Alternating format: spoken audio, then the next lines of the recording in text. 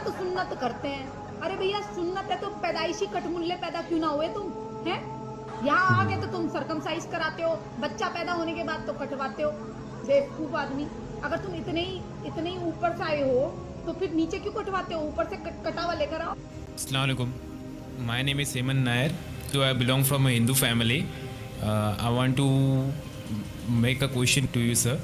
I would like to be a Muslim, but one question that always knock me is that, please pardon my words, sir.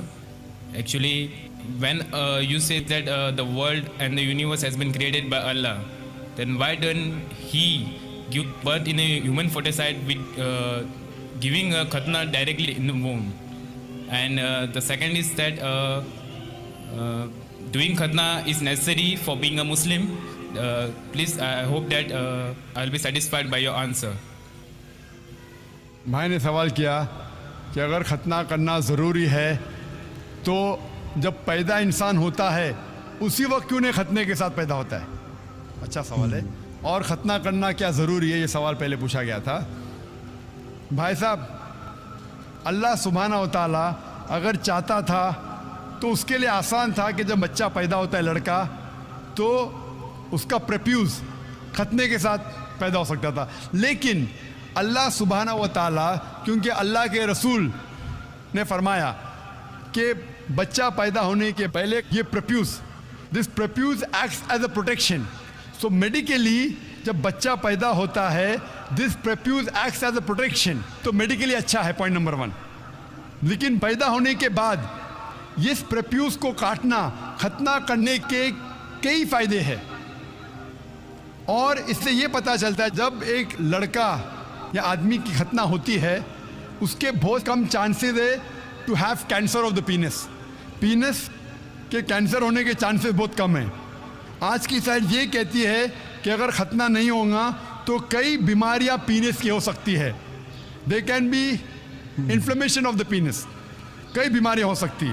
और आज science ये भी कहती है कि जिस इंसान की बचपन में खतना होती है उसको एड्स के चांसेस कम हैं।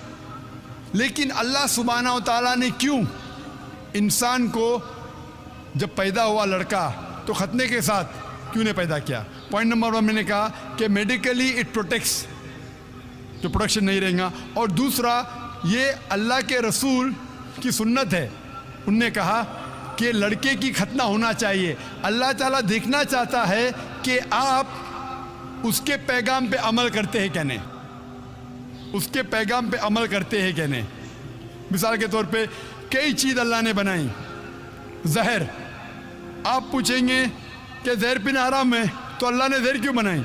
अल्लाह ताला ने कहा है कि आत्महत्या करना हराम है। अल्लाह देखना चाहता है कि आप उसकी तालीमात पे अमल करते हैं क्या नहीं, उसके अहकामात पे अमल करते हैं क्या नहीं। तो ये भी आपके लिए टेस्ट है कि do you follow the teachings of Allah and his रसूल और नॉट। बट खतना करना जैसा मैंने कहा फ़र्ज नहीं है, लेकिन करेंगे तो एक अहम सुन्नत है, आपके बहुत से फ़ायदे हैं। खूब ध्यान से। मेरा नाम अमर दत्त है और मैंने इस रमज़ान में इस्लाम कबूल किया है। मैं आपका बहुत बड़ा फैन हूँ और मैंने इस्लाम सच्ची नीयत और दिल से किया है। मेरा सवाल ये है जाकिर भाई कि इस्लाम कबूल करने के लिए खतना कराना ज़रूरी है या नहीं?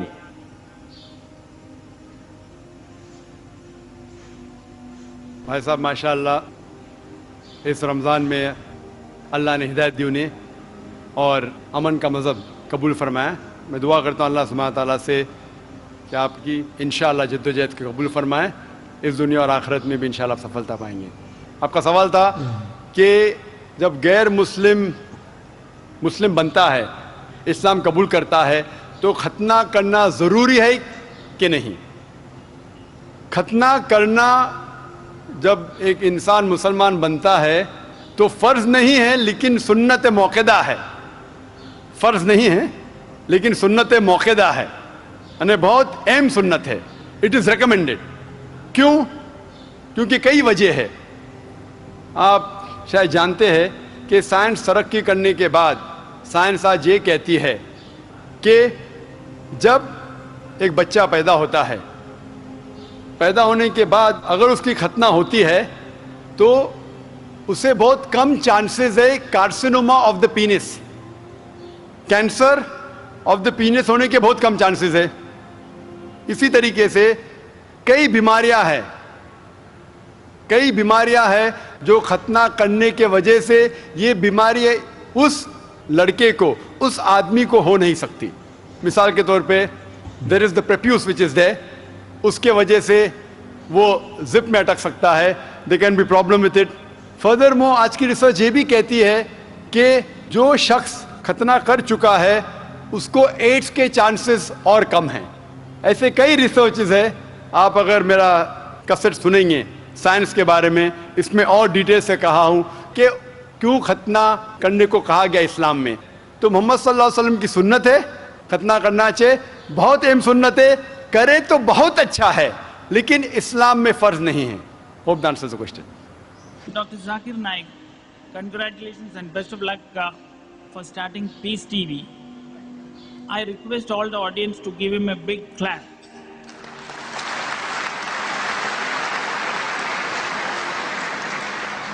My question is, why is it imperative to circumcise in Islam? The brother posed the question, is it imperative, is it compulsory to circumcise in Islam? Is it fard? Whether it's not fard in Islam, it is a sunnah. It's sunnat-e-muakkada, highly recommended sunnah. It is mustahab. It is mustahab in Islam to circumcise. It's not a fard, but there are various reasons for that. I, being a medical doctor, we can give a talk only on why circumcision should be done, but it's a question and answer time. I'll just give you a few points.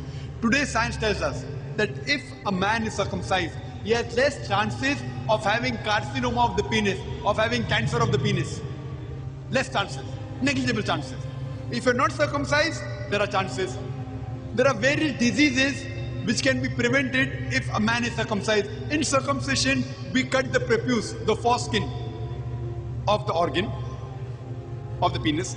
And here, we realize that where a normal person goes for the call of nature, then he, after urinates, there are droplets of the urine remaining in the prepuce, in the foreskin. This causes various diseases. It can cause itching, it can cause inflammation of the skin, it can cause prepucitis, many things. So all these diseases are prevented if you are circumcised. And beyond that, when we go for the call of nature, we even put water, which prevents it further. A person today, science tells us, he enjoys his sexual life more if he's circumcised than non-circumcised. Furthermore, the chances of various other irritation of the skin is not there if you're circumcised. Today, latest research tells us that a man who's circumcised has less chance of having AIDS.